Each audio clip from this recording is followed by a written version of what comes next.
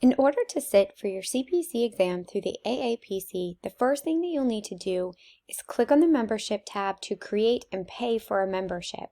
You will need that to sit for the exam.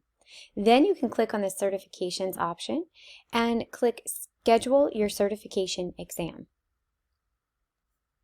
From here, you can select your country, your state, and then search for the proctor locations. And you'll see an exam date and start time along with the proctor information and where that proctor exam will happen.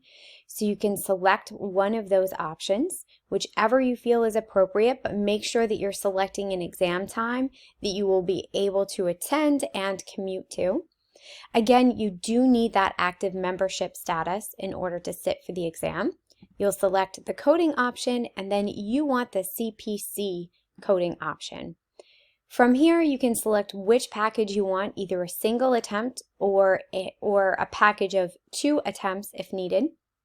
If you want to add any other popular add-ons, they do have resources out here such as practice exam bundles.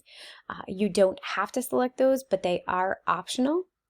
And then you'll agree to the terms and you'll follow through with the registration process.